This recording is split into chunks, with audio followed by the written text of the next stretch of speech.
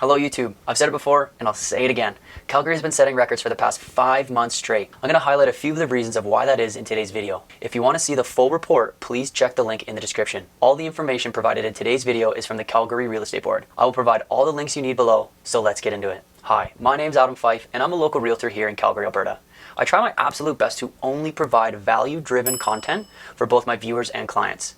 If you're going to give me a few minutes of your day, you're going to get something out of it. Today, we're going to discuss Calgary's current market condition. And for the 79% of you who are not currently subscribed, please consider browsing the channel as you too may learn a thing or two. I'm going to start off by reading this description. If you'd rather read it on your own, please pause the video here and skip to the next chapter by scrolling along with the chapters below. Sellers market conditions continue in April. City of Calgary, May 2nd, 2022. Following an all-time record high month of sales in March, activity slowed down in April. However, with 3,401 sales this month, it was still a gain of 6% over last year and a record high for the month of April. Despite some of the monthly pullback, it is still important to note that sales remain exceptionally strong and are likely being limited due to supply choice in the market. While further rate increases will likely start to dampen demand later this year, more pullbacks in new listings this month are ensuring the market continues to favor the seller, resulting in further price gains. New listings trended down relative to last month and levels recorded last year. With the sale to new listing ratio remaining above 74%, there was not much of a shift in overall inventory levels. With 4,850 units in inventory, we are nowhere near record low inventory levels. However, levels are far lower than what was recorded in April since 2014. What has changed in the market is the composition of the inventory levels when comparing inventories today to what was available in 2014. We can see that detached homes comprise of a smaller share of the inventory levels, especially for properties priced below $500,000. Overall, the Calgary market has seen the months of supply remain below 2 months since November of last year, placing significant upward pressure on prices. The benchmark price in April reached $526,000, which is nearly 2% higher than last month and 17% higher than last year. So let's start this off by looking at the total residential sales in all of Calgary. Now, this graph includes all property types. You can see how the past 2 Aprils have flown out all the previous Aprils in the past 15 years.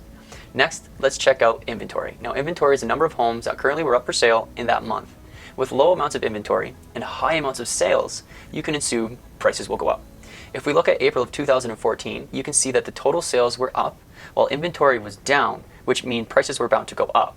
2013-14 was the last time Calgary saw a hot market, but if you look at the numbers this year, you will see that the spread between sales and inventory is much greater.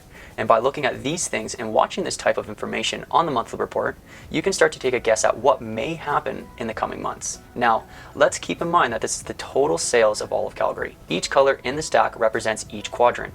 So you need to break this down into property type and areas of town to really get a better micro outlook into the areas you are considering buying or selling. So going back to this, you can see that with such crazy spread of inventory to sales in 2022, we can also assume that prices will continue to rise this year. We will need to pay attention to what is going on with interest rate and other economic factors here in Calgary. Moving forward, this graph is the months of supply or another look at inventory. Now, this graph does break it down into a micro level so homeowners and buyers can see which property types are in demand in each quadrant of the city. On average, over a quick glance, you can see that the most property types are near or under 1.5 months of supply.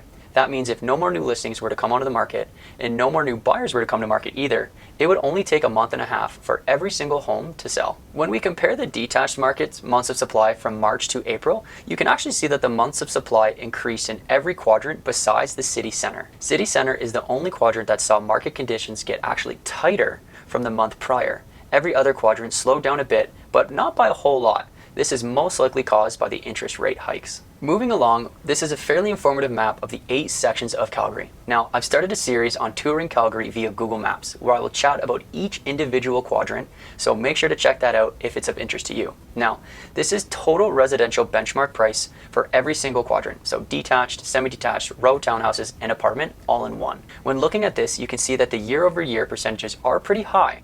As April of last year, we started to see it slowly shift into a seller's market. Here's another snapshot of total residential prices when compared to April of last year. Now, this type of information is useful in the busy months like spring and summer because April can be somewhat affected by the weather.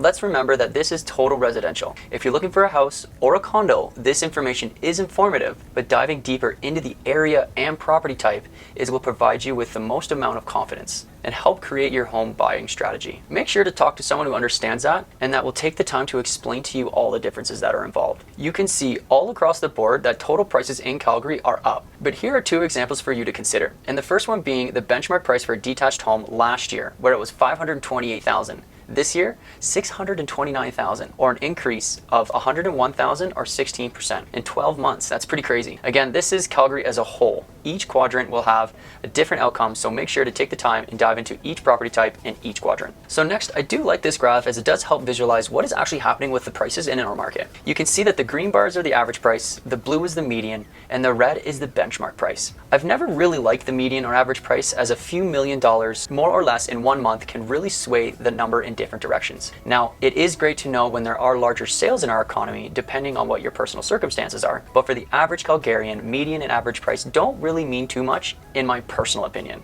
The benchmark price is the price of a home within a certain criteria set by the Calgary Real Estate Board, or CREB. Now, I'm not going to read this one out, but if you are interested in reading about a certain property type, you can pause the video and read what the Calgary Real Estate Board has to say about each individual property. It's important to get all the data before making any large real estate decision. Both buyers and sellers should utilize this information to their advantage. It is the key to success, especially in a market like this. Finally, the microeconomic outlook for each property type in each quadrant. I utilize this when I have active clients looking to either buy or sell. This type of information is useful when helping clients develop a better understanding of local activity. This, coupled with real-time comparative market analysis, is by far the most important thing one can do when considering a purchase or putting their house up for sale. The strategies consistently change and shift in every month, depending on the location, the stats, and how much activity is in their given area. Finding a professional who is willing to take the time, break down the numbers, and work with you on your behalf is super important. These numbers can be used in many different ways. Calgary Real Estate is going to be pretty busy this year. Setting up a plan and working towards the end goal well in advance is very important, regardless of current conditions. Don't just hop into the market at the last minute, as it could become pretty frustrating pretty quickly. If you have any questions or want to set up a game plan, I'm only a call or text away. I hope you got some value from this update. Please consider browsing the channel for other related content. I look forward to continuing this trend all throughout the year. Until next time, peace.